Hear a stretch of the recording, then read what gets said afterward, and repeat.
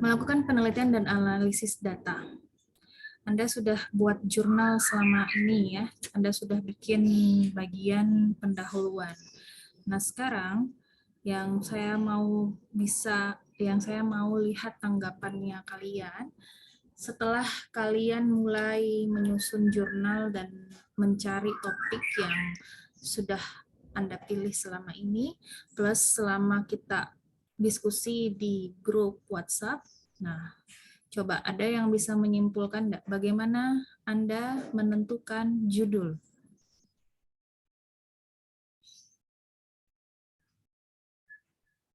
Bagaimana sih Anda menentukan, oh ini yang saya mau teliti?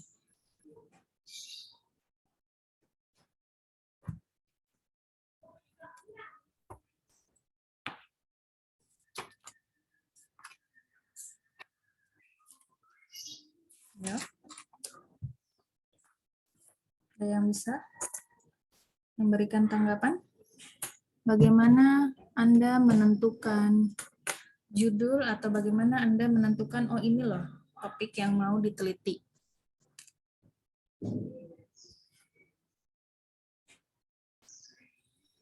Harus menentukan tujuan hasil penelitian, Ibu. Menentukan tujuan penelitian. Menentukan tujuan penelitiannya itu didapatnya dari mana? Misalnya nih, kamu mau teliti, oh saya mau tujuanku ini ke sini. Itu tuh dapatnya dari mana gitu? Anda bisa Di permasalahan itu. Di permasalahan. Iya, maksudnya kita mau menentukan ini permasalahan saya, ini yang mau saya angkat untuk saya teliti. Gitu. Pembahasan, Bu. Di pembahasan apa yang dibahas?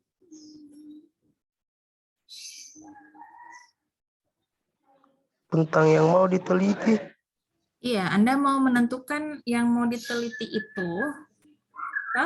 itu dari mana? Dari mana Anda bisa menentukan ke situ? Jadi kan selama ini kan Anda punya judul banyak sekali kan? Judul ada 14 kelompok dengan 14 judul yang berbeda. Walaupun tema awal saya yang kasih. Tapi kan temanya itu Anda menentukan, oh saya mau teliti misalnya, saya mau teliti tentang pendidikan kewirausahaan, pengaruhnya terhadap minat berwirausaha. Saya mau teliti Bu tentang ini bagaimana ini kepemimpinan di jurusan MPI. Nah itu macam-macam kan judulnya Anda. Nah bagaimana sih Anda itu mau menentukan itu? Dari mencari permasalahan. Dari mencari permasalahan. Jadi Anda cari permasalahannya. Jadi ditelusuri, diamati masalah yang ada kan, diamati fenomena yang ada. Terus apa lagi?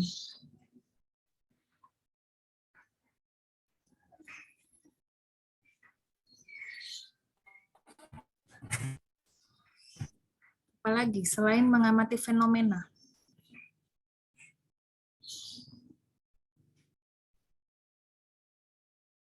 Anda menentukan, oh ini loh variabelnya, ini berpengaruh ke sini. Ini nih ada hubungannya ini antara si ini dan si ini. Nah, itu Anda temukannya dari mana?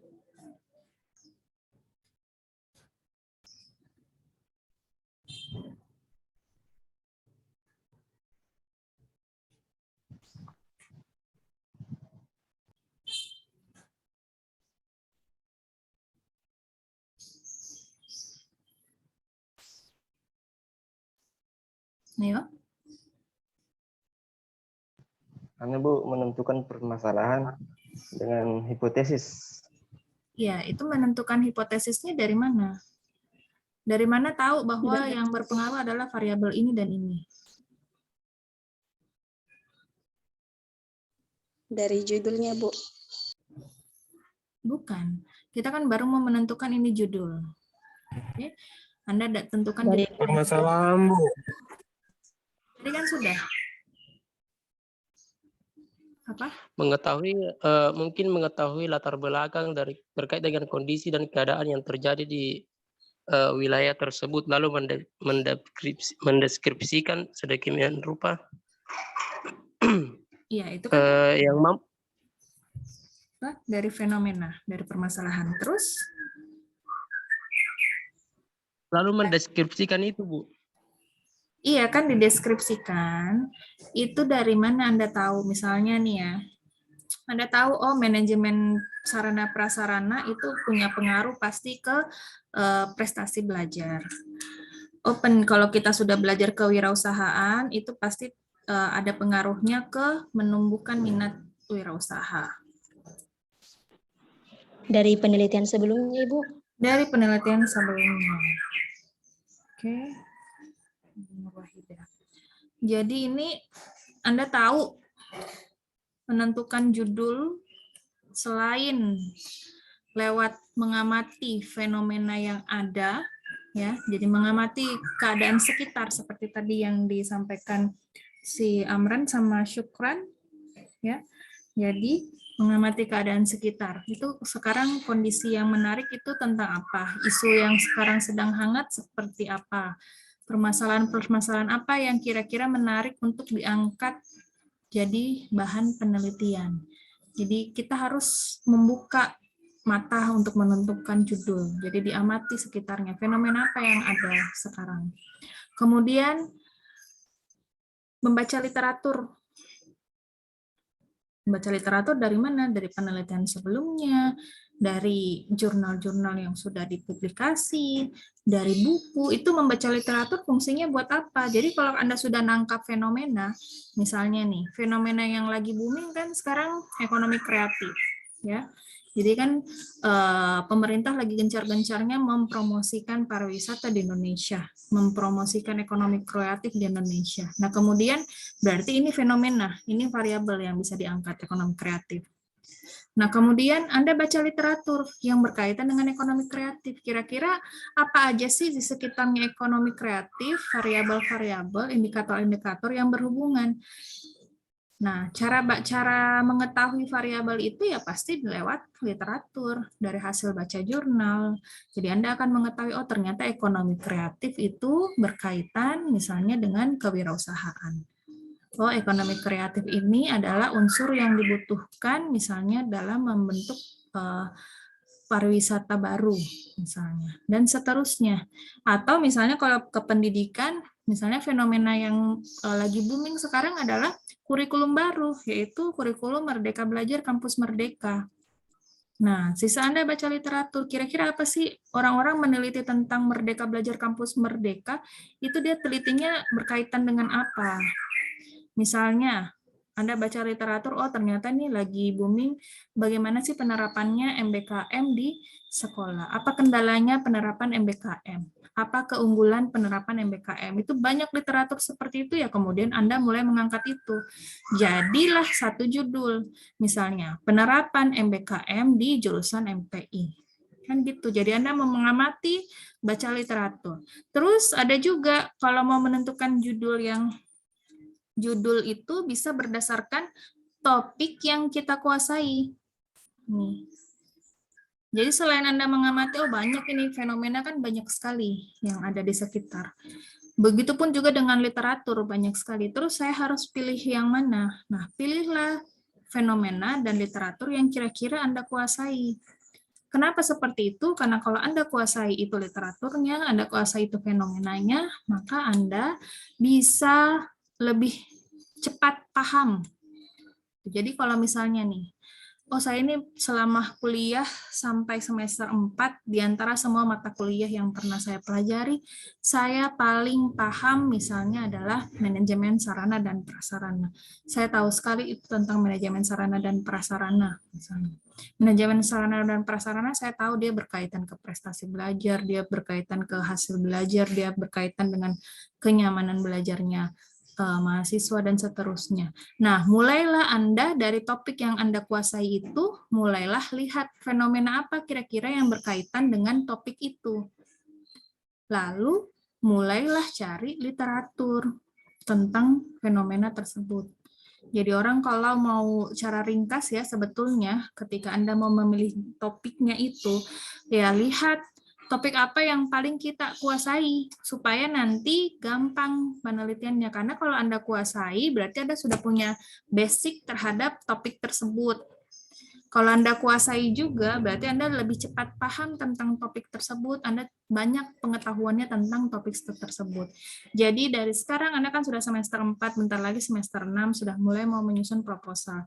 Silakan perhatikan di antara semua mata kuliah yang pernah kita pelajari, kira-kira topik apa, mata kuliah apa yang paling banyak Anda ketahui gitu. Manajemen kemana, manajemen pendidikannya ke bagian yang mana misalnya. Oke, barulah Anda mulai dari sekarang amati fenomena yang ada dan mulai baca-baca banyak literatur. Itu cara menentukan judul. Oke, nah sekarang lanjut. Poin penting apa yang dapat Anda simpulkan dalam menyusun pendahuluan atau latar belakang penelitian? Kalian sudah bikin pendahuluan. Saya juga sudah banyak kasih arahan di grup ya. Kalau mau bikin pendahuluan harus begini, begini, begini, begini. Saya kan sudah bilang seperti itu di grup. Sekarang apa? Poin apa yang penting yang bisa Anda simpulkan dalam menyusun pendahuluan atau latar belakang penelitian? Silakan. Yang mau dapat nilai, saya catat. Kalau betul.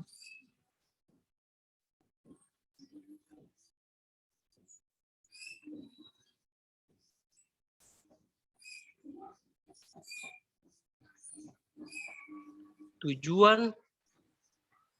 Menyampaikan apa? Tujuan. Tujuan penelitian. Jadi satu, harus ada tujuan penelitian di dalam pendahuluan. Terus apa lagi? Penelitian, Bu. Rumusan masalah, Ibu. permasalahan.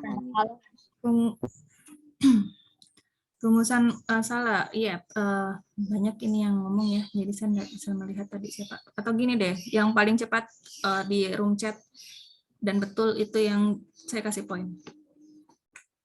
Silahkan ditulis di room chat, saya tunggu. Rumusan masalah, oke, Atira. Terus apa lagi selain tujuan dan rumusan masalah? Masih ada kan?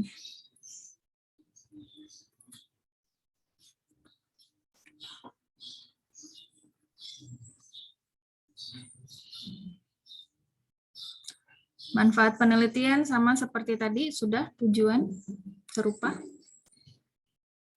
Selain itu, apalagi? Banyak sekali itu saya sampaikan ke Anda. Ini penelitiannya kurang ini penelitiannya kurang ini. Kurang tepat ya hipotesis. Teori terdahulu, betul. Lokasi Masih ada? penelitian, Ibu. Lokasi penelitian. Lokasi penelitian, betul. Apalagi? Fenomena yang sedang diteliti, ya, betul. Variabel, betul juga.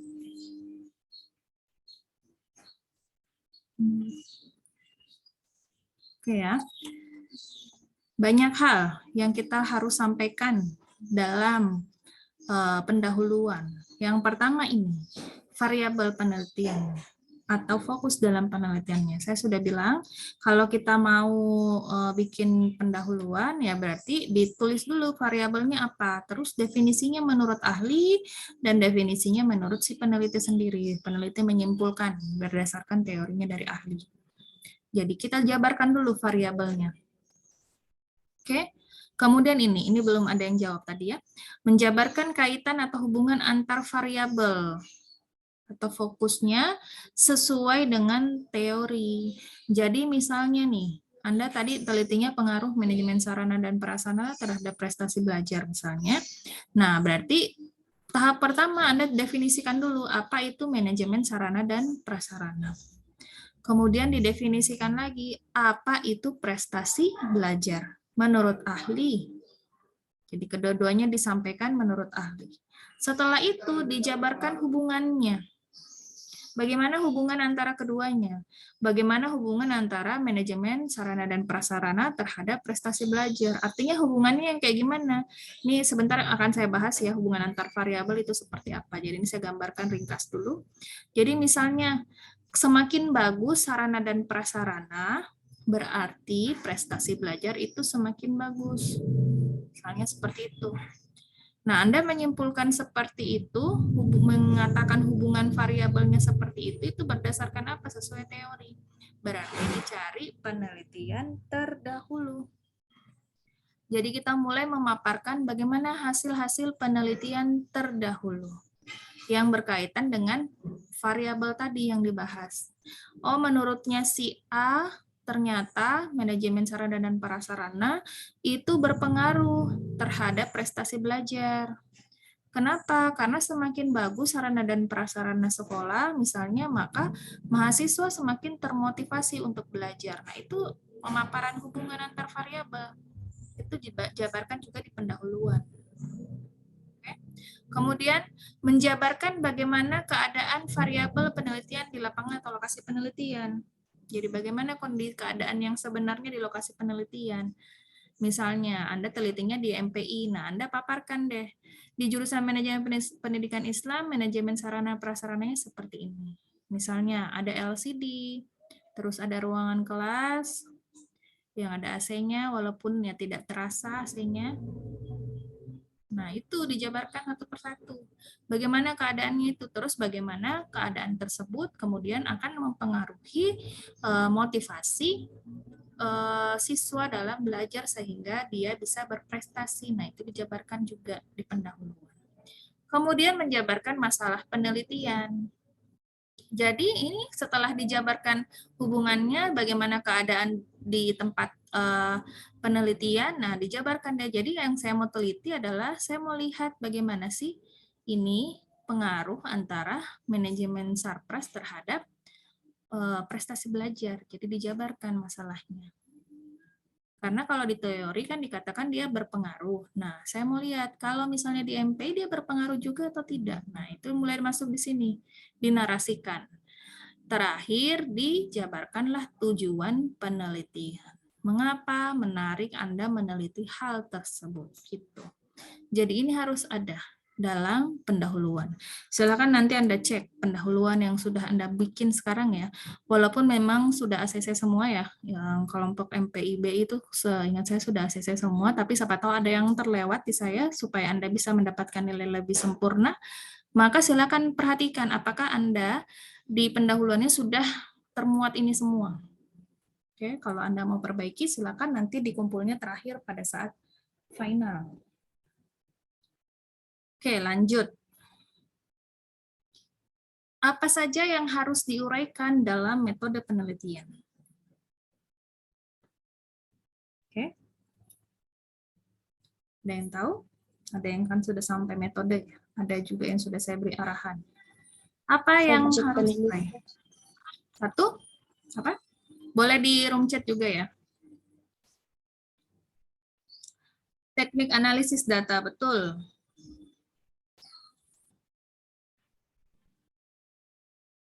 Objek penelitian, betul. Sampel, betul. Apalagi?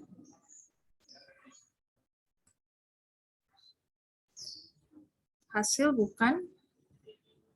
Populasi, Bu. Teknik pengumpulan data, betul. Sumber data, betul. Teknik analisis data sudah tadi. Uji validitas variabel boleh.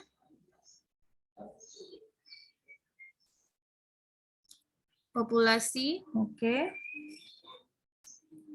Lokasi penelitian, iya. Ada lagi? Lokasi dan waktu penelitian, waktu penelitian boleh juga. Instrumen penelitian, betul.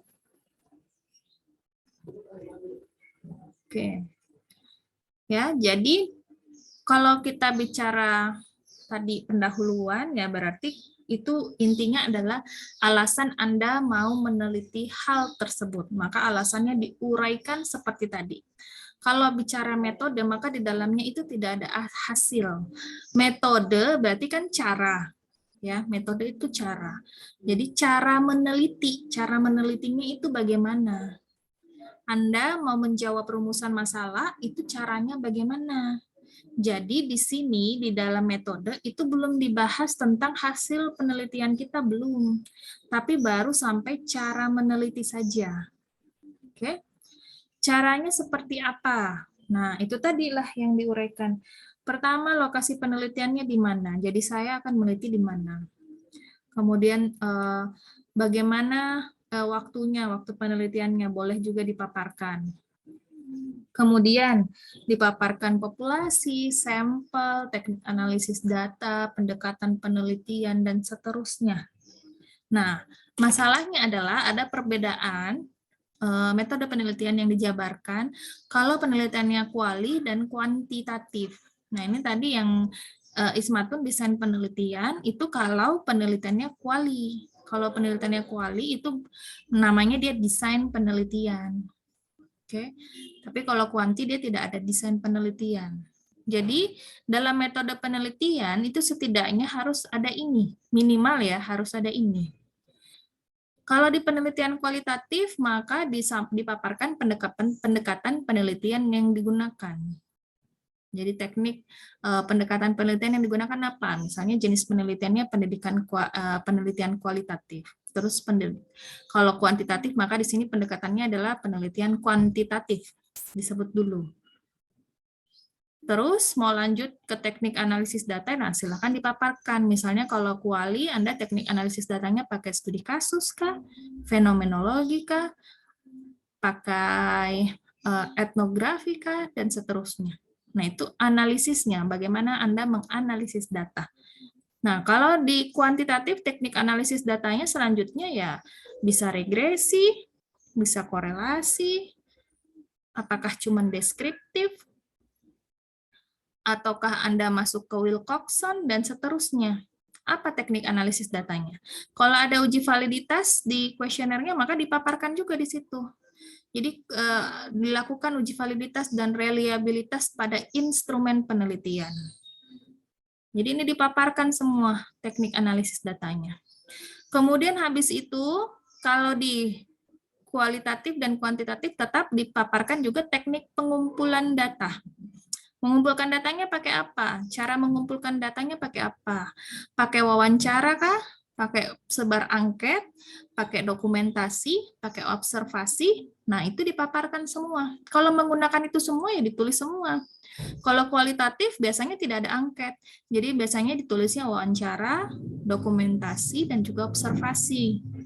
Kalau kuantitatif, ini bisa semuanya. Bisa wawancara, bisa angket, dokumentasi, observasi. Nah, itu ditulis. Jadi setelah pendekatan, Anda paparkan bagaimana cara Anda mengumpulkan data. Oke, setelah itu, nah masuk ke, kalau kualitatif menemukan informannya siapa saja. Misalnya, Anda mau teliti tentang manajemen surprise terhadap prestasi belajar. Berarti kan informannya atau orang yang akan Anda wawancara itu adalah mahasiswa, dosen, kemudian pimpinan misalnya kalau Anda masukkan juga, nah itu disebutkan siapa yang akan diwawancara. Nah, kalau di kuanti kita tidak sebut informan, tapi populasi dan juga sampel. Di dalam populasi disebut populasinya siapa. Misalnya kalau tadi ya metode judulnya maka populasinya berarti adalah mahasiswa jurusan MPI. Kalau Anda pakai dosen juga berarti populasinya juga dosen. Terus diuraikan sampelnya. Nah, untuk menguraikan sampel di sini mulai dari tahap bagaimana cara kita menentukan jumlah sampel dulu. Misal populasinya ada 1.000 orang. Nah, dari 1.000 orang tersebut yang akan dijadikan sampel itu berapa orang? Nah, berarti menentukan jumlah sampel itu dipaparkan teknik menentukan jumlah sampel. Sebentar saya ajarkan, sebentar saya kasih lihat ya, apa saja metode-metodenya. Ada beberapa kelompok di sini yang sudah tahu. Salah satu teknik ya, yaitu pakai Solofin. Nah, ada rumus-rumus yang lain juga yang bisa digunakan. Jadi banyak pilihan. Jadi menentukan lagi jumlah sampel. Habis gitu, sudah jumlahnya ditahu, misalnya dari 1.000 orang dihitung pakai rumus dapatnya sampelnya 100 orang, nah 100 orang itu siapa? Maka diuraikan lagi ini, teknik pengambilan sampel. Jadi dari 100 orang tersebut, orang yang mana yang akan dipilih menjadi 100 orang tersebut dari sampel tersebut, dari populasi yang ada. Nah, maka diuraikan lagi bagaimana Anda mengambil sampelnya, apakah acak atau ada aturan-aturan tertentu. Nah, ini ada macam-macam teknik pengambilan sampel. Sebentar juga terakhir kita bahas ini. Gitu. Kalau kualitatif ya cukup informannya saja. Maka Anda tinggal sebutkan, oh yang saya akan wawancari adalah dari kalangan mahasiswa, kemudian kalangan dosen, kalangan pimpinan. Tidak usah disebutkan berapa jumlahnya, tidak usah disebutkan bagaimana caranya Anda mengambil sampel, tidak perlu. Karena kalau informan itu, kalau kualitatif nanti ditentukannya di lapangan. Jadi tidak ada ketentuan. Beda kalau kuanti maka sudah harus ditentukan dulu sebelum Anda ke lapangan. Maka Anda harus sudah menentukan berapa orang yang akan Anda kasih angket dan siapa orang-orang tersebut. Nah, ini diuraikannya di sini. Jadi kalau masih ada yang dipakai kuantitatif ya, terus terlewat di saya, Anda belum menentukan populasi dan sampel tidak terurai di metodenya, silahkan ditambah. Tambahkan dengan teknik menentukan jumlah sampel dan teknik mengambil sampel. Lanjut ke teknik analisis data, ini tadi sudah ya. Jadi setelah menguraikan ini semua masuk analisis data, macam-macam deh. Mau pakai regresi, mau pakai korelasi, kalau di sini ya. Di sini pakai fenomenologi misalnya, atau etnografi, studi kasus, terus diuraikan bagaimana step by step-nya. Kan ini kalau kuali saya sudah ajarkan step by step-nya. Mulai dari Anda menentukan masalah, terus sampai ke mengcoding, mengambil tema, terus kemudian interpretasi tema, dan seterusnya. Ini kan sudah ada teknik analisis data. Silakan lihat lagi materi di analisis data kualitatif. Nah, tinggal yang ini, kuantitatif. Ini kemarin baru 1, uji validasi tekniknya. Belum yang lain. Nah, kalau yang judulnya pengaruh-pengaruh, maka itu biasanya dia masuknya ke regresi. Di regresi, maka Anda harus memaparkan di dalam teknik analisis data, Anda harus paparkan variabel terikatnya apa, variabel bebasnya apa. Terus, dipaparkan kenapa Anda pakai regresi. Di sini di teknik analisis data. Jadi kalau Anda pakai korelasi, dipaparkan kenapa Anda pakai korelasi. Dan seterusnya. Kemudian instrumen penelitian. Instrumen penelitian itu alat penelitian. Ini dan ini. Yang berbeda antara di sini dan di sini, kalau di kualitatif, instrumen penelitiannya adalah peneliti itu sendiri. Jadi penelitinya yang jadi alat. Karena penelitinya yang akan menentukan informannya, menentukan fokusnya, dan seterusnya. Maka dia yang jadi alat. Kalau di kuantitatif, instrumen penelitian biasanya adalah kuesioner. Kalau Anda pakai kuesioner, maka dia kuesioner. Angket. Angketlah yang jadi alat, bukan penelitinya. Karena yang akan mengumpulkan data, alat ukurnya adalah instrumen. Alat ukurnya adalah kuesioner. Nah, ini kalau di kuantitatif. Maka dijabarkan dalam metode penelitian, kalau kuantitatif, maka instrumen penelitiannya adalah angket. Angketnya yang berbentuk apa? Misalnya Anda pakai angket dengan menggunakan skala Likert. Nah, ini dijabarkan di sini, bagian instrumen penelitian. Oke, jadi yang merasa masih kurang, masih ada unsur yang tidak ada di dalam yang sudah saya jabarkan ini, nah silahkan ditambahkan juga. Oke, kita lanjut. Sekarang bagaimana menentukan teknik analisis data yang digunakan? Nah ini ya, ini yang Anda belum tahu. Oke, karena selama ini saya yang kasih tahu.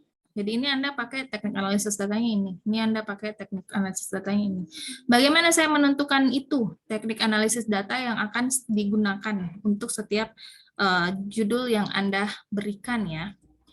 Jadi, untuk menentukan teknik analisis data yang akan digunakan, nah, peneliti ini harus memperhatikan beberapa poin-poin.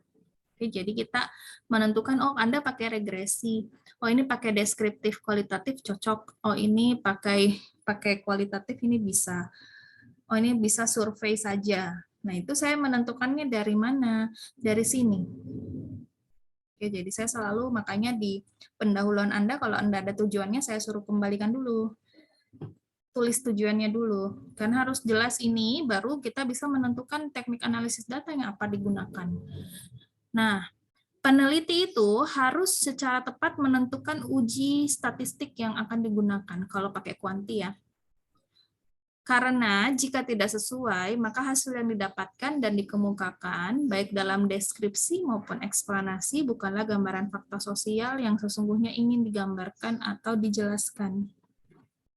Jadi menentukan teknik analisis data itu bukan berdasarkan, saya cuma taunya sampai deskriptif, makanya saya pakainya deskriptif saja, tidak. Ya, jadi menentukan teknik analisis data yang akan kita gunakan, itu berdasarkan ini, minimal ini. 5 aturan ini, 5 ketentuan ini. Yang pertama, rumusan masalah dan tujuan penelitian. Oke.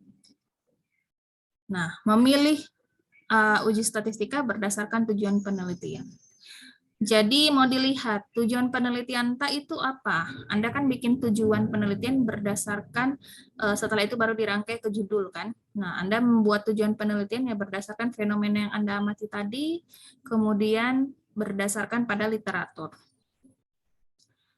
Anda menentukan rumusan masalah itu sejalan dengan tujuan penelitian.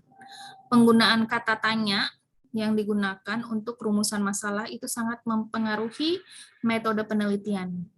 Jadi kalau rumusan masalahnya ada kata apakah terdapat pengaruh, nah berarti itu jelas adalah kuantitatif. Oke, saya sudah pernah ajarkan itu dulu ya di sini. Jadi kalau apakah, maka berarti jawabannya kan iya ada pengaruh dan tidak ada pengaruh. Nah, untuk menentukan iya ada pengaruh atau tidak ada pengaruh, maka peneliti hanya bisa mengetahui jawabannya kalau datanya itu diolah secara statistik. Berbeda dengan kalau judul kata tanyanya di rumusan masalah adalah bagaimana. Bagaimana pengaruh misalnya. Nah, kalau bagaimana berarti nanti itu jawabannya adalah diuraikan. Jadi pengaruhnya itu ya seperti ini. Jadi detail diuraikan. Kalau bagaimana? Berarti kalau bagaimana kata tanyanya berarti adalah menggunakan penelitian kualitatif. Gitu.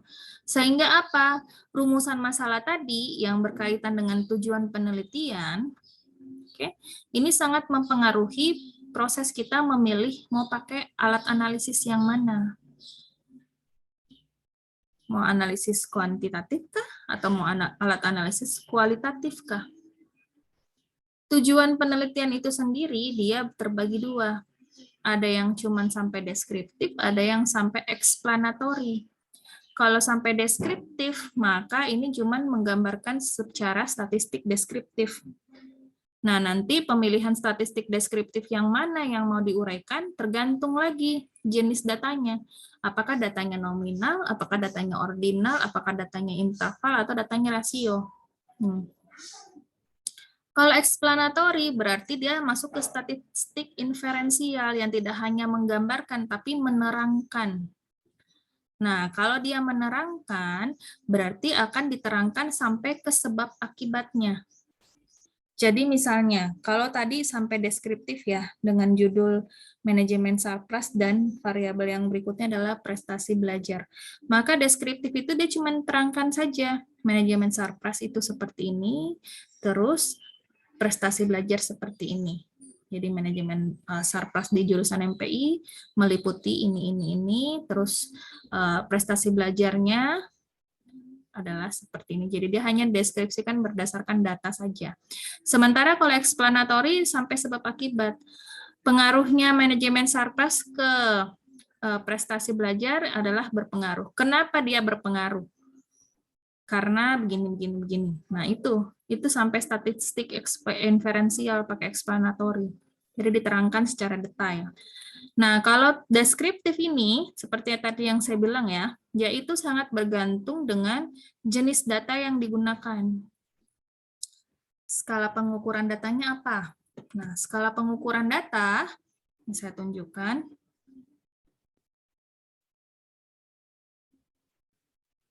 Skala pengukuran data, nah ini tergantung. Kalau mau melakukan uji statistik deskriptif, jika level datanya adalah nominal, yang contoh datanya adalah seperti ini, ID, NIM, terus jawaban yang iya dan tidak, laki-laki dan perempuan, jadi beli dan tidak jadi membeli, daerah tempat tinggal, dan seterusnya. Ini kan sudah ajarkan ya tentang nominal. Maka secara statistik deskriptif untuk data nominal hanya bisa untuk frekuensi dan juga modus. Jadi cuma bisa menghitung jumlah dan juga modus. Misalnya ya, Anda mau dalam ini datanya adalah tentang jenis kelamin, berarti Anda di dalam nominal itu uji statistik deskriptifnya hanya untuk mencari berapa total laki-laki, berapa total jumlah perempuan, itu frekuensi. Terus modus. Modus itu berarti berapa banyak laki-laki, yang mana yang paling banyak, laki-laki atau perempuan, itu modus. Ya. Atau kalau iya dan tidak, misalnya jawabannya adalah iya dan tidak, berarti yang mana yang paling sering muncul, jawaban iya atau jawaban tidak. Cuman ini saja dua dia. Tidak ada median kalau datanya nominal. Anda tidak bisa mencari nilai tengah kalau datanya adalah nominal. Ingat ya, jadi cuma dua. Anda mengfrekuensi sama modus. Kalau datanya ordinal, nah kalau datanya ordinal, maka Anda bisa melakukan uji statistik deskriptif mulai dari frekuensi, modus, sampai median bisa dicari, nilai tengahnya, terus range-nya, rata-ratanya. Oke, beda ya, mulai meningkat, ada tambahan 2. Yang ini tidak boleh, data nominal Anda tidak mungkin cari rata-rata. Jadi kalau Anda datanya adalah jenis kelamin, tidak mungkin kan Anda mencari berapa rata-rata jenis kelamin dalam satu kelas tersebut. Kan tidak ada jawabannya, karena tidak bisa dirata-ratakan. Paling cuma bisa dijumlahkan sama bisa dicari yang mana yang paling banyak, laki-laki kah atau perempuan. Cuman sampai situ. Nah, kalau ordinal itu bisa dicari rata-ratanya. Data-data dalam skala Likert kita bisa totalkan dan bisa dirata-ratakan. Terus bisa dicari tahu juga yang mana yang nilai tengahnya. Apakah misalnya nilai tengahnya di sangat setuju atau nilai tengahnya di setuju. Ya, jadi ada di poin 4 atau di poin 5. Tuh. Ini perlu Anda catat ya. Jadi uji statistik kalau Anda pakai deskriptif, yang pakai deskriptif, maka perhatikan datanya Anda. Kalau datanya Anda ordinal, maka lakukan alat analisis deskriptif sampai sini. Nah, kalau interval, data interval, maka selain sampai range, dia sampai min, ini range ini adalah jangkauan, sorry. Min yang rata-rata. Jadi range ini adalah jangkauannya. Jadi misalnya jangkauannya dari kelas 11 sampai kelas 15 itu jangkauan, range. Beda dengan min itu baru rata-rata. Apa suara saya kedengaran? Ya, ini tiba-tiba hujan deras. Kedengaran nih suara? Kedengaran. Oke, lanjut. Nah, kalau datanya interval, jika datanya interval, maka lanjut ke min, mencari varians, mencari standar deviasi. Varians sama standar deviasi apa sudah diajar di statistik?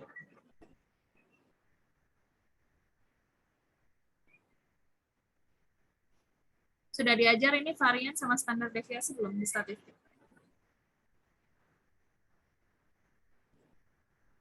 Gimana?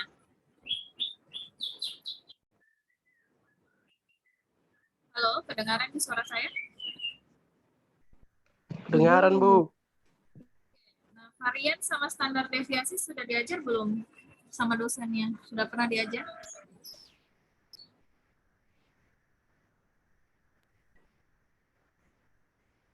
Kalau deviasi sudah, Bu. Kalau varian belum. Varian belum, standar deviasi sudah ya? Nah ini, jadi interval itu dia sampai ini, standar deviasi sampai varian. Ingat, kalau datanya ordinal, jangan pernah cari ini, variance dan standar deviasi di situ karena tidak cocok. Nah, kalau rasio maka dia seperti interval. Jadi sebetulnya interval sama rasio itu sudah bisa semuanya. Oke, dia sudah bisa semua alat uji statistik mulai dari frekuensi, mode, median, range, mean, variance, standar deviasi. Jadi ALMA gitu ya. Nah, ini statistik deskriptif berdasarkan ukuran datanya apa. Jadi nominal, ordinal, interval, rasio memiliki alat analisis yang berbeda-beda kalau Anda menggunakan deskriptif. Kita lanjut, selanjutnya.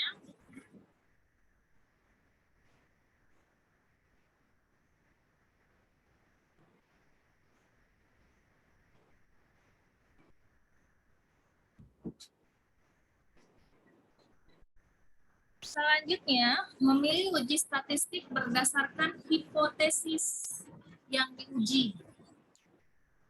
Hipotesis, ada yang tahu apa itu hipotesis? Dugaan sementara. Dugaan sementara. Jawaban sementara ya. Jadi jawaban dari rumusan masalah tak sementara. Makanya, karena dia jawaban dari rumusan masalah, hipotesis itu sangat berkaitan dengan rumusan masalah atau pertanyaan penelitian. Maka, untuk membuat hipotesis, kita harus tahu dulu rumusan masalahnya seperti apa. Hipotesis itu berbeda-beda tergantung dengan tipe rumusan masalahnya seperti apa. Nah, ada tiga tipe pertanyaan penelitian atau rumusan masalah.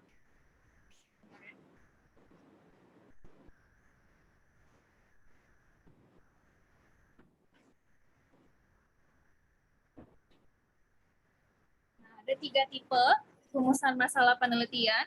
Yang pertama itu adalah pertanyaan deskriptif.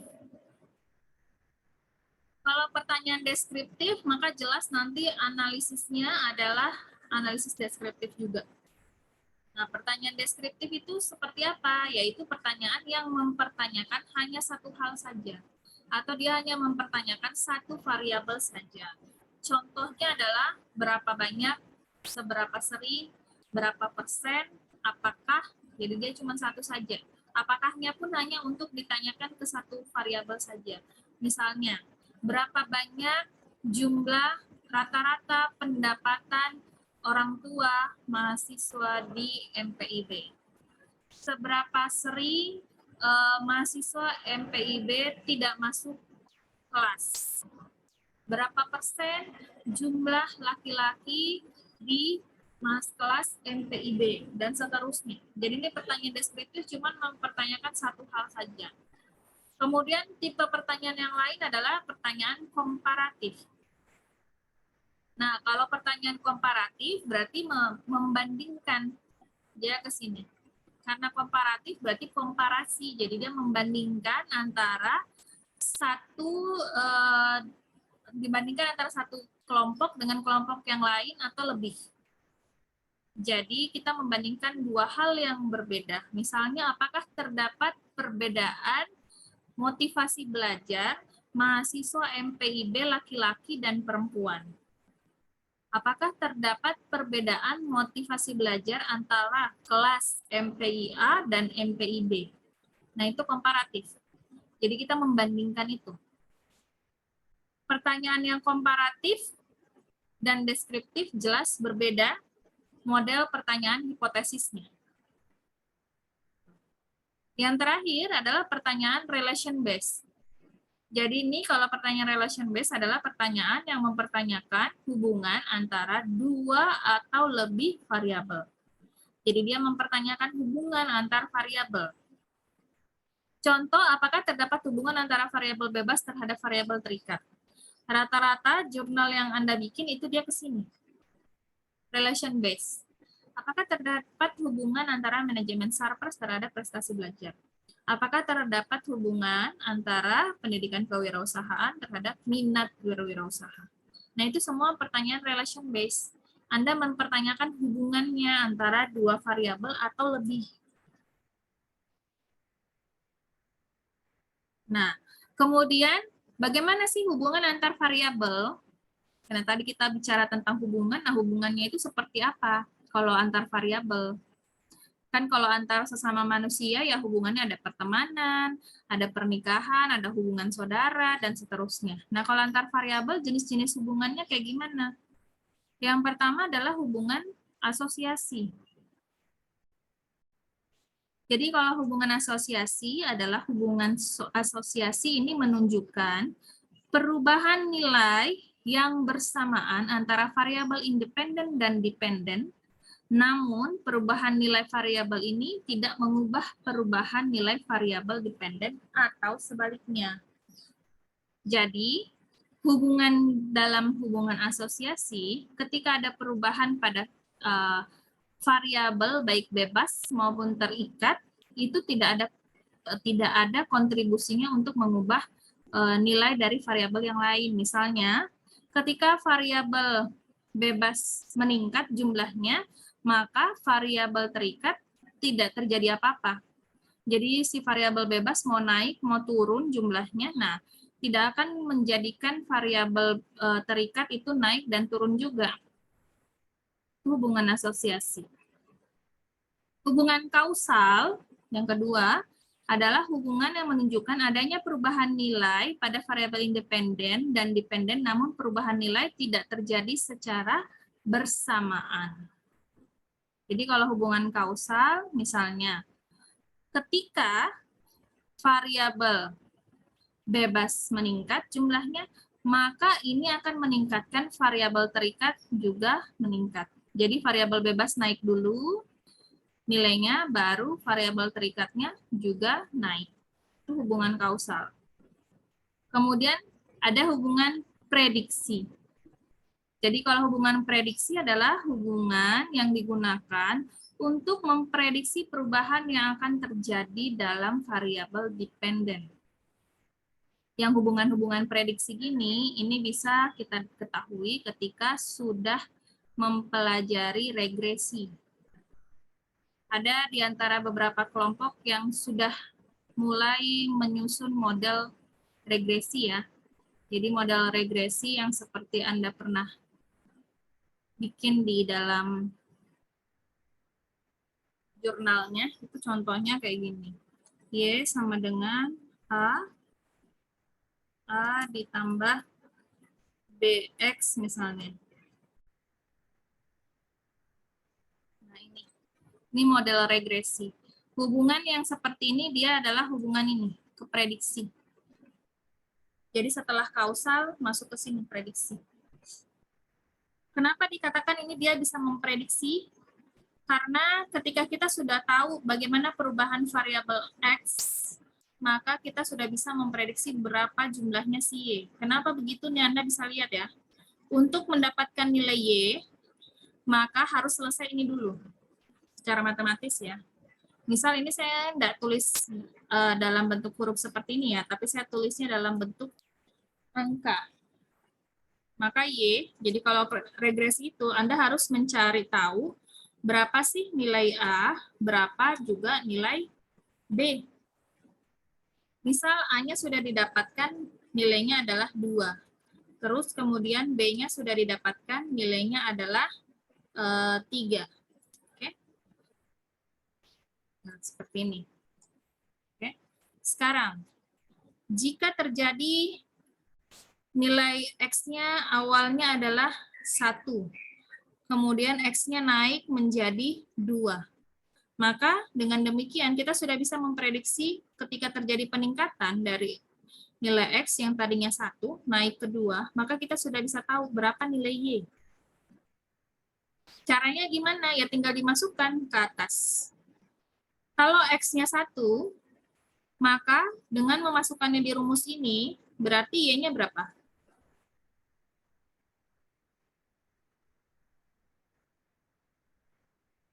Kalau X-nya 1 di sini, berarti Y-nya kita dapat berapa?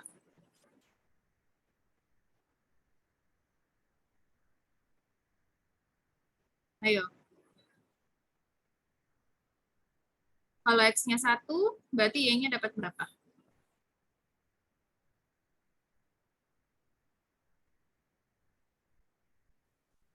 5, Ibu. 5. Betul. Gimana caranya dapat 5? 2 tambah 3. 3 kali 1 tambah 2, Bu. Iya. Tinggal diganti ya. 2 tambah 3 dikali 1. Berarti Y-nya sama dengan 5. Nah, kalau X-nya naik 1 tingkat jadi 2, berarti Y-nya dapat berapa? 8, Ibu. 8, Bu. 8. 8. 8. Kalau X-nya naik lagi, misalnya jadi 5, maka Y-nya berapa? 17, Ibu. 17. Nah, ini yang dimaksud hubungan prediksi. Makanya regresi masuknya di hubungan prediksi. Kenapa demikian? Karena kita bisa memprediksi. Ketika X-nya naik 1 tingkat ya, ini dari 1 ke 2, naiknya cuma 1 kali. Maka ternyata si Y-nya naiknya berapa kali? Nah, tinggal dilihat. Ini kan tadi ketika X-nya sama dengan 1. Yang ini adalah ketika X-nya sama dengan 2. Jadi ini naik 1 kali. Jadi yang ke sini, ini naiknya 1 kali. Ternyata Y-nya dari sini ke sini naiknya berapa kali? Berapa kali? 5 ke 8? 4, Bu. 5 ke 8 naiknya berapa kali? 3, Bu. 3 kali. Ya, 5 ke 8 kan naiknya 3 kali kan? Jadi kita bisa memprediksi. Contoh lagi ya. Kalau Y-nya, X-nya sama dengan 3, maka Y-nya berapa?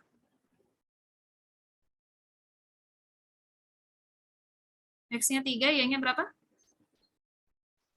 11, Ibu. 11. Kalau X-nya sama dengan 4, berarti Y-nya berapa?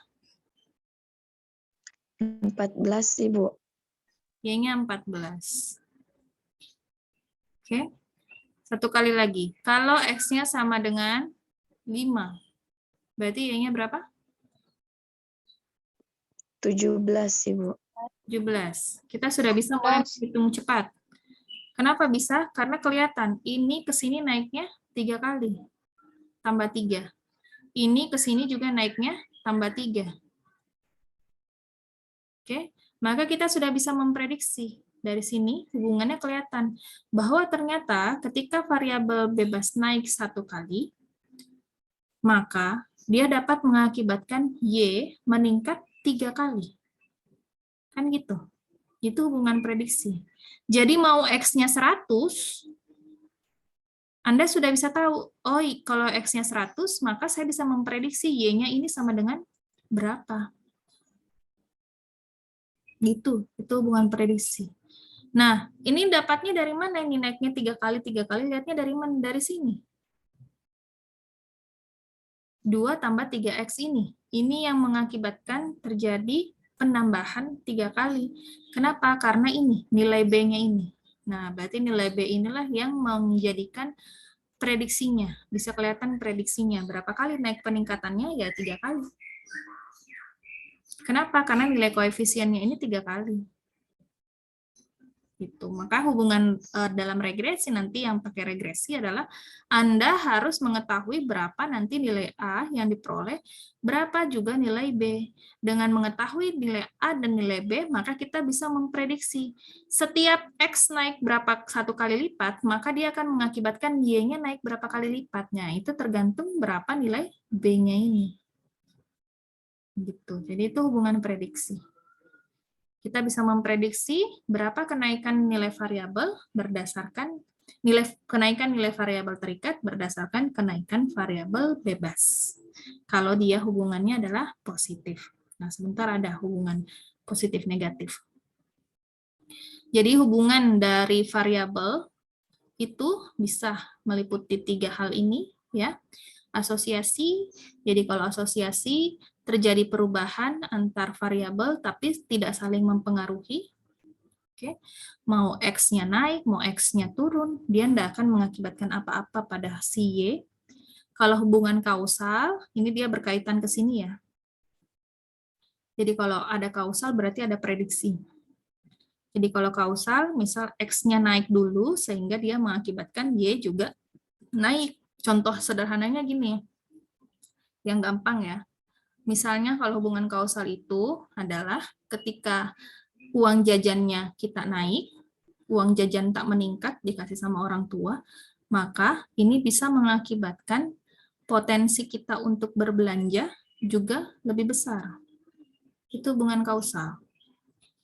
Jadi kalau uang jajan tak naik, maka potensi tak untuk belanja juga lebih besar.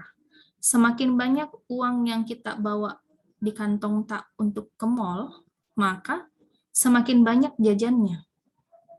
Itu hubungan kausal. Oke. Semakin rajin kita belajar, maka semakin berpotensi kita untuk mendapatkan IPK yang tinggi. Oke, itu hubungan kausal. Nah, ketika sudah ada hubungan kausal, maka pasti ada hubungan prediksi. Kenapa? Karena kita sudah tahu apa yang mempengaruhi perubahan dari variabel terikat, yaitu ketika ada perubahan di variabel bebas. Sehingga tadi kita sudah bisa memprediksi seperti tadi, ketika X-nya naik 1 kali tingkat, maka ini akan mengakibatkan perubahan berapa kali ke variabel Y. Itu hubungan prediksi. Ya. Jadi ada 3 hubungan. Ini pertama. Kemudian, contoh penulisan hipotesis berdasarkan ketiga jenis hubungan tadi. Nah, kalau hubungan deskriptif, berdasarkan pertanyaan deskriptif tadi ya, hanya untuk mengetahui satu variabel saja, atau satu hal saja, maka contoh penulisannya seperti ini. Oke. Rata-rata skor produktivitas pegawai adalah 50. Rata-rata skor produktivitas pegawai adalah tidak sama dengan 50. Kalau disimbolkan, tulisnya seperti ini. Itu kalau deskriptif. Jadi cuma satu variabel saja. Kalau komparatif tadi ya, apakah ada perbedaan atau tidak ada perbedaan? Apakah terdapat perbedaan antara minat belajar mahasiswa MPA dan MPIB, misalnya gitu. Nah, bagaimana cara menulis hipotesis? Seperti yang sudah saya pernah jelaskan di kelas, kalau hipotesis itu adalah dugaan sementara, maka dugaan sementaranya itu adalah jawaban yang akan dipilih nanti pada saat kita selesai penelitian. Jawaban yang akan dipilih menjadi jawaban dari rumusan masalah kita. Untuk itu ada 2 opsi jawabannya. Yang pertama H0 atau H0 dan yang kedua adalah H alternatif. Ya. Nah, H0 ini biasanya dia ini tidak berkaitan dengan teori kalau ditulis. Kalau HA biasanya berkaitan dengan teori. Makanya ini dia di sini dikatakan terdapat perbedaan. Yang ini tidak terdapat perbedaan. Nah, sama seperti ini, lingkungan kerja tidak berpengaruh secara signifikan. Yang ini lingkungan kerja berpengaruh secara signifikan. Oke, jadi kalau HA itu selalu, atau H1 ya, boleh ditulis H1, boleh ditulis HA. Nah, dia selalu berkaitan dengan teori. Yang ada kata tidak-tidaknya itu biasanya H0. Kecuali deskriptif. Ya, karena deskriptif kan tidak mungkin kita melihat yang seperti ini gitu. Jadi yang rata-rata produktivitas pegawai adalah 50. Nah, kita kan mau cari yang berbeda. Makanya dapatnya ini. Dikasih hipotesisnya yang ini. Oke. Kalau hipotesis komparatif, jadi ingat ya, ada kayaknya ya, atau MPA atau MPB yang penelitiannya itu korelasi, mengkomparasikan, jadi ada kalimat komparasi di depan judulnya. Nah, berarti nanti kalau Anda bikin hipotesis, begini modelnya. Jadi komparatif, ingat itu membandingkan. Sehingga alternatifnya adalah terdapat perbedaan pada apa yang diperbandingkan. Tinggal ditulis seperti ini. Oke. Kemudian kalau hipotesis hubungan, nah ini tadi hubungan yang tadi ya, mau itu asosiasi, korelasi, prediksi. Nah, cara menulis hipotesisnya seperti ini. boleh tidak pakai kata ini. Kalau hipotesisnya dia dua arah. Jadi ada dua lagi jenis hipotesis dalam hubungan. Ada satu arah, ada dua arah. Salah.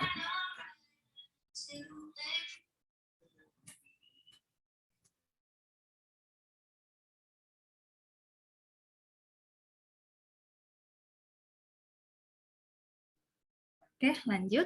Jadi ada dua, kalau hipotesis hubungan, ada hubungan satu arah, nanti ada hubungan dua arah. Itu akan mempengaruhi cara menulis hipotesisnya. Kalau Anda ada kata begini, dan positif atau dan negatif, ya, itu berarti hubungan satu arah, karena arahnya sudah jelas, mau ke arah positif atau ke arah negatif. Tapi kalau tidak ada kata-kata ini, ya ini hilang, jadi tulisannya cuma lingkungan kerja tidak berpengaruh secara signifikan terhadap kinerja guru. Atau lingkungan kerja berpengaruh secara signifikan terhadap kinerja guru. Tidak ada kata ini, maka itu adalah hubungan dua arah. Oke, berbeda. Kalau dia positif, hubungan yang satu arah tapi dia positif, maka menulis simbolnya seperti ini, pakai tanda lebih besar dari. Tapi kalau dia negatif, maka di sini adalah lebih kecil dari. Oke, ini beda. Ini untuk positif lebih besar dari, kalau lebih negatif, maka dia lebih kecil dari. Kenapa seperti itu? Nah, kita lihat. Bagaimana hubungan satu arah dan dua arah. Jadi hubungan antar variabel bisa berdasarkan arahnya. Ada yang disebut dengan hubungan yang searah, ada yang disebut dengan hubungan yang tidak searah. Hubungan yang searah biasa kita sebut juga dengan hubungan yang positif atau hubungan yang ke kanan. Kenapa ke kanan? Karena kurvanya nanti akan ke kanan. Kalau hubungan tidak searah, maka biasa disebut dengan hubungan negatif. Negatif bukan artinya adalah yang konotasi negatif ya, bukan. Tapi dia kurvanya ke kiri. Maka kurva ke kiri itu selalu nilainya negatif. Kurva apa yang dimaksud? Adalah bidang kartesius. Kalau Anda pernah belajar waktu SMA ya, ini ada bidang kartesius. Seperti ini. Terus, ini adalah Y, ini adalah X. Di tengah-tengah adalah 0. Oke, di tengah-tengah ada 0.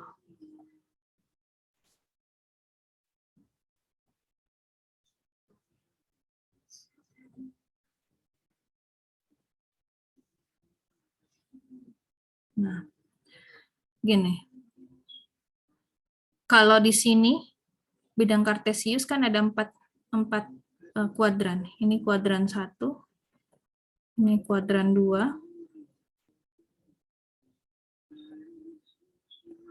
ini kuadran 3, ini kuadran 4.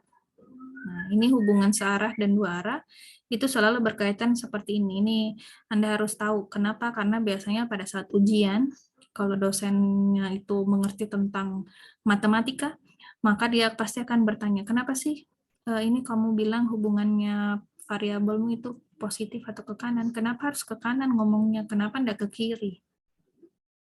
Nah, ini Anda harus pahami nih untuk menjelaskan itu. Jadi dikatakan hubungan searah positif atau ke kanan. Dari mulai kata ke kanannya dulu ya, yang saya jadikan patokan dan positif. Ya. Jadi kenapa dikatakan dia ke kanan? Karena hubungan yang searah, maka dia ada di kurvanya nanti dia di bagian sini. Jadi dia akan condong ke kanan. Jadi kalau dibikinkan kurva, anggap ada kurva kerucut ya, maka dia ke sini. Ke kanan. Karena dia ke kanan, dia condong ke kanan, maka di sini semuanya nilainya adalah positif.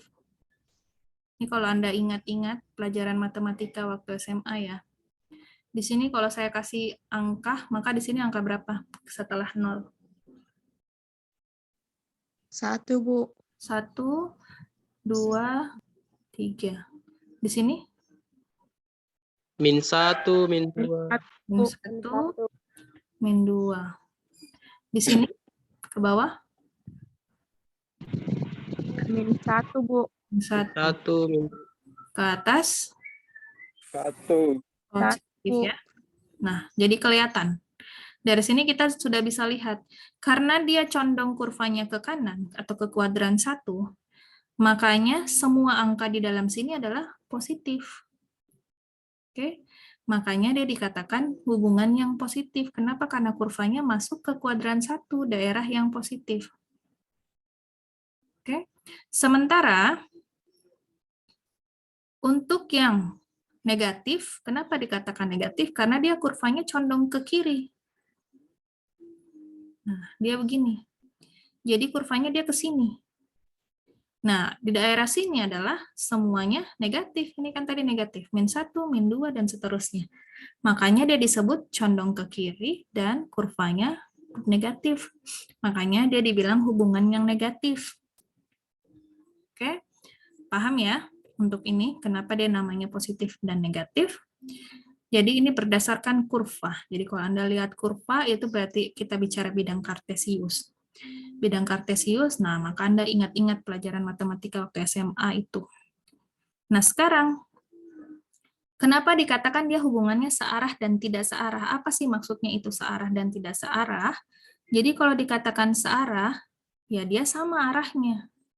Misalnya, jika variabel X meningkat, maka mengakibatkan variabel Y juga meningkat. Kalau saya belok ke kanan, mau jalan belok ke kanan, terus Anda ngikutin saya belok ke kanan, berarti kita searah. Kalau saya pulang ke arah belok ke perintis, terus Anda juga belok ke perintis, berarti kita searah. Nah, sama dengan ini. Jika variabel X meningkat, maka akan mengakibatkan juga variabel Y meningkat. Berarti X naik, oke, X naik mengakibatkan Y juga naik. Nah, dia ini searah namanya. Dia ini yang ini. Gitu. Terus hubungan yang tidak searah gimana? Ya kalau dia tidak searah, saya pergi ke kanan, Anda pergi ke kiri.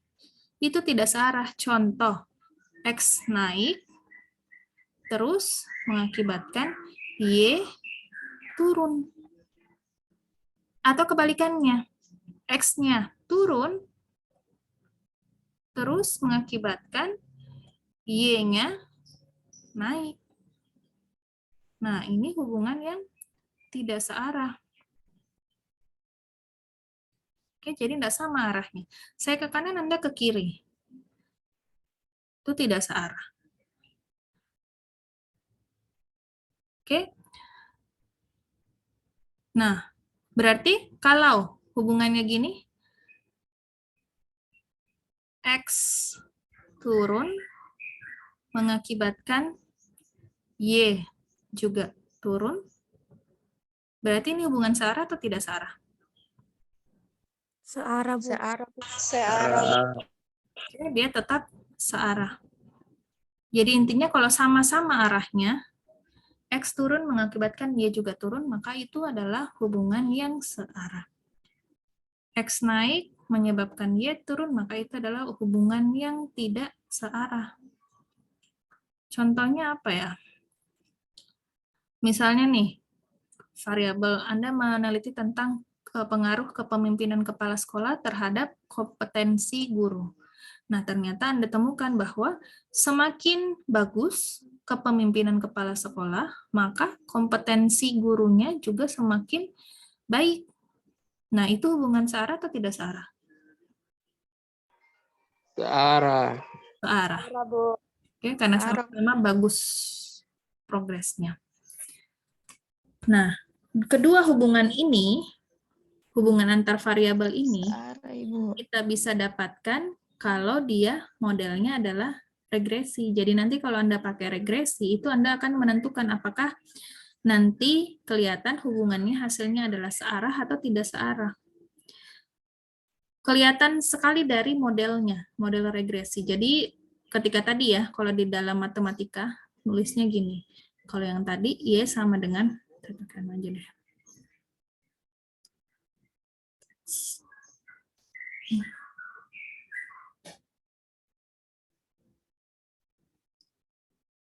Dia modelnya kalau Y sama dengan A ditambah BX, dan ada lagi satu model namanya Y sama dengan A dikurang BX. Nah, ini akan dari dua model ini akan memperlihatkan apakah hubungannya dia searah atau tidak searah. Lihatnya dari mana? Dari sini. Tandanya ini. Oke. Kalau dia positif, berarti dia ini searah. Karena makanya di sini juga disebut dia hubungan yang positif. Oke. Kalau dia yang negatif, ini ya, ini negatif, maka dia berarti hubungan yang tidak searah. Karena itu hubungan tidak searah disebut hubungan yang negatif. Karena memang dalam simbol ketika regresi, kita menulis modelnya seperti ini. Dari mana kita bisa mengatakan bahwa hubungannya ini searah dan tidak searah padahal belum pi diuji? Oke, kan kita pasti setelah menguji pi baru tahu ini tandanya si B itu positif atau negatif setelah dapat pi datanya. Nah, tapi biasanya orang akan menulis dari awal rumusan masalahnya. Kalau hubungannya positif atau negatif, sama seperti ini. Hipotesis ini ada tulisannya dan positif dan negatif, misalnya, itu kan bergantung dari rumusan masalah. Nah, dari mana orang tahu bilang hubungannya ini positif atau negatif? Dari literatur. Jadi, setelah baca penelitian terdahulu, terus semua penelitian mengatakan bahwa ketika X naik, maka Y naik. Tidak ada penelitian yang mengatakan bahwa ketika X naik, maka Y turun. Tidak ada penelitian tentang itu, maka sudah dipastikan bahwa hubungan tersebut satu arah. Apakah arahnya positif atau arahnya negatif. Oke. Berarti kalau seluruh penelitian semuanya mengatakan satu arah, maka kita bisa menggunakan rumusan masalah searah. Tapi kalau misalnya ada yang mengatakan bahwa ini X naik, maka Y juga naik. Tapi ada juga penelitian yang bilang X-nya naik, Y-nya turun. Nah, itu berarti ada kontra. Ada yang bilang dia hubungannya positif, ada yang bilang hubungannya negatif. Nah, berarti kalau seperti itu, maka Anda sebagai peneliti jangan pakai hipotesis satu arah, tapi pakai hipotesis dua arah. Karena belum jelas, ini arahnya mau kemana? Ke positif kah atau ke negatif? Gitu. Jadi, kita menentukan mau hipotesisnya searah atau tidak searah. Nah, dapat diketahui berdasarkan teori atau penelitian terdahulu. Kalau tidak ada penelitian yang semuanya mengarah ke sini, ke positif, tapi dia campur, ya, positif dan negatif, maka Anda pakai hipotesis dua arah. Jadi kalau pakai hipotesis dua arah, berarti nanti pada saat menulis hipotesisnya, jangan pakai kata-kata dan positif atau dan negatif. Oke, tapi tulis saja langsung berpengaruh signifikan. Sudah, seperti itu. Berpengaruh signifikan terhadap variabel Y-nya.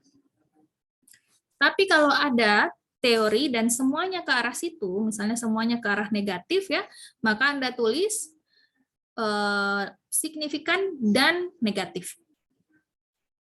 Nah, makanya untuk bikin hipotesis berarti selain Anda mengetahui tujuan penelitiannya Anda dan rumusan masalahnya Anda, berarti Anda juga harus membaca penelitian terdahulu dan juga teori.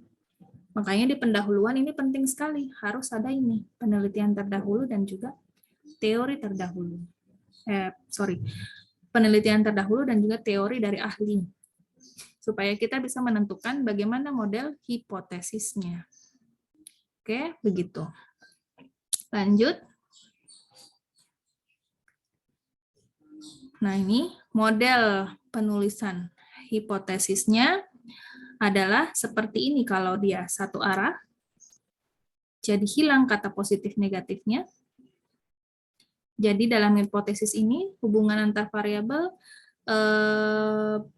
tidak jelas pi apakah searah atau tidak searah. hubungan antar satu variabel ini sudah jelas apakah dia searah atau tidak searah.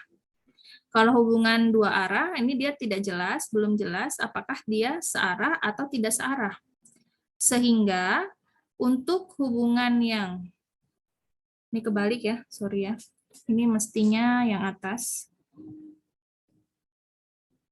Jadi ini mestinya contoh untuk satu arah.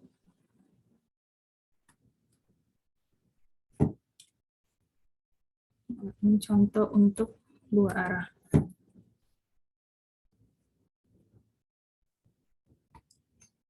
Gini.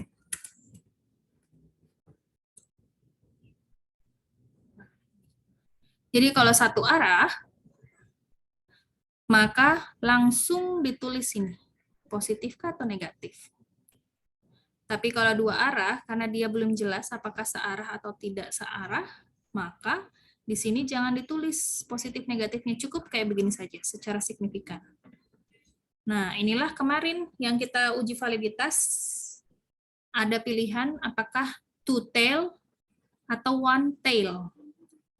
Ya, kemarin itu ada di pilihannya two tail atau one tail, satu ekor atau dua ekor. Nah, ini sama. Two tail berarti dua arah.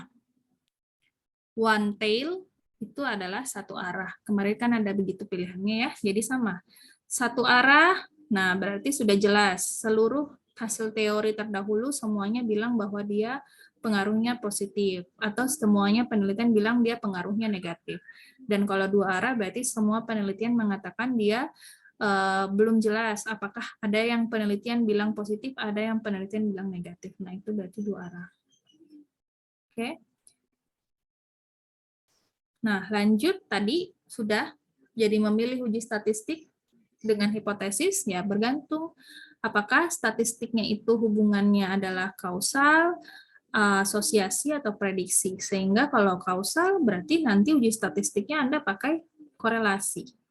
Kalau prediksi berarti nanti pakai regresi. Gitu. Nanti regresi lagi bergantung. Apakah satu arah atau dua arah. Nah, dilihat semuanya dari teori. Nah, sekarang memilih uji statistika berdasarkan level ukuran variabel. Nah, ini yang tadi, yang pakai Excel tadi. Kalau nominal dan ordinal, maka non-parametrik. Ingat, nominal tadi hanya frekuensi, sound, dan modus. Kalau ordinal bisa frekuensi, modus, range, dan juga median.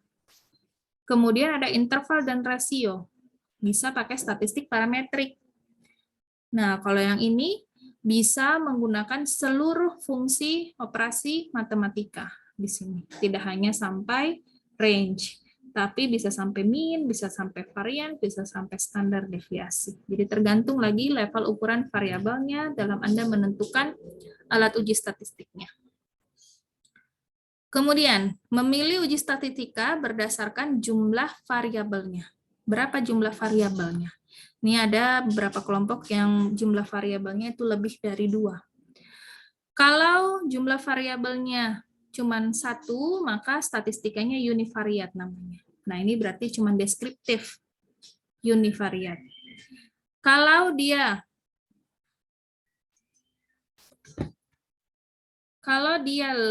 dua variabel, maka dia disebut dengan bivariat, statistik bivariat. Maka ini Anda bisa pakai korelasi, bisa pakai regresi, tapi regresinya cuma regresi linear sederhana. Jadi karena sederhana cuma ada 2 variabel. Kemudian ada statistik multivariat. Statistik multivariat berarti statistik yang meliputi 2 atau lebih dari 2 variabel. Nah, contohnya itu regresi juga, tapi regresi linear berganda. Oke, jadi bergantung lagi berapa ukuran variabelnya. Apakah linear, apakah berganda, itu tergantung berapa ukuran variabelnya kita. Jadi kalau merasa Anda variabel bebasnya lebih dari 1, misalnya judulnya Anda adalah pengaruh pendidikan kewirausahaan terhadap minat dan motivasi berwirausaha. Nah, itu berarti 2 variabel X-nya, ada minat, ada motivasi. Maka Anda pakai statistik multivariat. Oke. Nah, terakhir memilih uji statistika berdasarkan normalitas data. Nah, ini nanti pada saat uji normalitas, uji asumsi klasik, data itu harus terdistribusi normal dulu. Jadi harus diuji normalitasnya. Baru kemudian kita bisa menggunakan data tersebut untuk statistik parametrik. Kalau datanya tidak normal, maka tidak bisa buat statistik parametrik. Dia masuk ke non-parametrik. Jadi tergantung lagi. Setelah Anda mengumpulkan data, nah datanya diuji dulu kenormalannya. Kalau tidak normal, ya mau tidak mau Anda harus merubah alat analisisnya. Kalau misalnya awalnya pakai regresi, tahu-taunya datanya tidak normal, maka harus pindah ke sini. Tuh, makanya nanti kita belajar uji normalitas. Nah, sekarang bagaimana menentukan ukuran sampel dari populasi yang ada? Apa itu populasi sebelumnya? Ada yang tahu populasi? Anda kan sudah belajar menentukan sampel. Berarti ya mestinya Anda sudah tahu populasi itu apa.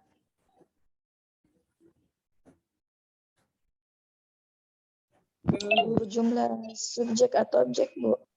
Seluruh jumlah subjek atau Berapa objek. jumlah di situ? Oke.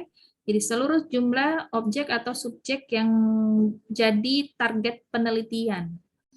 Nah, kalau sampel adalah bagian dari populasi itu. Jadi contoh dalam gambar ini, inilah area yang akan jadi populasi. Ini populasinya. Nah, sampelnya adalah bagian dari sini. Jadi tidak semua populasi dipakai untuk meneliti. Kenapa? Karena memakan waktu dan biaya yang sangat besar. Makanya peneliti kuantitatif biasanya ambil sampel. Bagaimana menentukan jumlah sampel? Anda bisa pakai ini, rumus Lovin yang selalu Anda sudah coba-coba ya. Dari Google Anda cari rumusnya, rata-rata sudah betul, kecuali Anda salah dalam menulis persen. Bisa pakai rumus ini, Jacob-Cohen.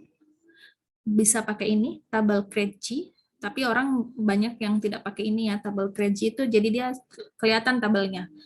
Dia langsung ditentukan dalam tabel, misalnya 1.000 orang populasinya, maka kalau signifikansinya 5%, segini yang harus Anda ambil, kalau signifikansinya 1%, segini yang Anda ambil, jadi sudah dihitungkan dalam tabel. Cuman dia nominalnya agak banyak. Ini. Jadi biasanya orang nggak ke sini. Ada terakhir nomogram Harry King. Nah, ini Anda bisa lihat literaturnya banyak di Google, Anda bisa coba-coba. Yang sekarang sudah pernah Anda coba adalah yang rumus Lovin.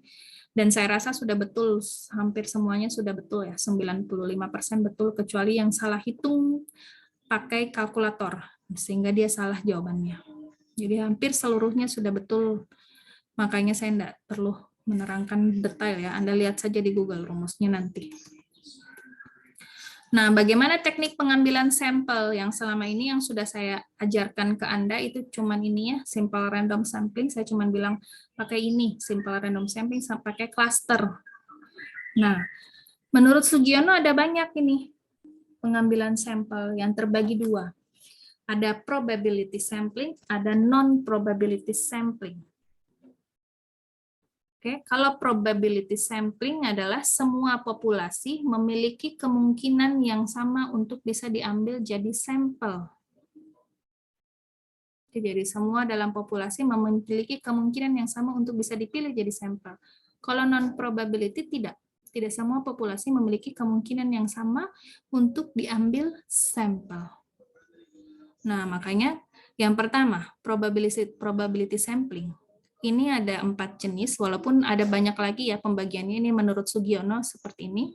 Yang pertama, simple random sampling, berarti mengambil sampelnya secara acak, bebas, tanpa memperhatikan stratanya. Jadi kalau satu jurusan yang sama, maka Anda tidak perlu harus memperhatikan dia dari kota mana, dan seterusnya, intinya acak aja diambil. Sementara ada juga yang disebut dengan ini, proportional stratified random sampling. Jadi ini dilakukan, dipilih teknik yang ini jika populasinya itu punya susunan yang bertingkat atau berlapis, tetapi populasinya itu tidak homogen. Maka ini diambil acak juga, Tapi ini populasinya dia memang tidak homogen. Kemudian ada yang ini, disproportionate stratified random sampling. Jadi ini adalah populasi yang berstrata atau populasi yang bertingkat dan tidak proporsional. Jadi itu bergantung pada populasinya. Kemudian ada cluster sampling, ini ada banyak yang pakai ini ya, cluster sampling saya minta, yaitu jika populasinya terbagi menjadi beberapa kelompok yang terpisah. Contohnya ada yang di prodi PIAUD, ada yang di prodi matematika, Anda teliti di Fakultas Tarbiyah, terus terbagi beberapa prodi, maka biasanya ambil ini. Kalau Anda pilih yang bagian ini, probability sampling. Ada juga yang non-probability sampling. Jadi kalau non-probability sampling tidak diambil bebas, ya. Jadi tidak seluruh populasi itu bisa dipilih menjadi sampel, tergantung ketentuan ini. Jadi kalau sampling sistematis contohnya adalah pengambilan sampelnya berdasarkan urutan anggota populasi. Misalnya tadi ya, Anda ambil populasinya adalah mahasiswa jurusan MPI. Berarti kalau sampling sistematis yang Anda pilih jadi sampel tidak acak, tapi misalnya berdasarkan nomor urut absen. Jadi setiap angkatan Anda cuma jadikan sampel mereka yang absennya 1 sampai 20 saja. Yang 20 ke bawah Anda tidak ambil. Nah, itu sampling sistematis. Makanya dia dikatakan dia masuk di sini kategorinya non-probability. Karena tidak semua sampel itu berpeluang untuk dipilih jadi sampel. Ada ketentuan tertentu, tergantung yang mana tipe yang Anda ambil. Kalau sampling sistematis, ya berarti misalnya berdasarkan nomor urut. Jadi hanya yang nomor urutnya 1 sampai 20 yang jadi sampelnya saya. Itu biasanya ini orang pakai ini ya, kalau sudah ada datanya nama-nama si populasi tersebut. Gitu. Atau bisa jadi hanya yang nomor urut absennya genap saja yang saya ambil jadi sampel. Nah, berarti orangnya sudah Anda tentukan yang jadi sampel siapa di antara populasi itu, nih, sampling sistematis. Boleh juga Anda gunakan ini. Yang mau ganti berdasarkan saran saya ya, Anda mau ganti ke non-probability boleh. Ada juga sampling kuota. Jadi sampling kuota itu adalah mengambil sampel dari populasi sampai kuota yang dibutuhkan terpenuhi. Jadi Anda ambil sampel sampai kuota yang Anda butuhkan terpenuhi dari populasi yang ada.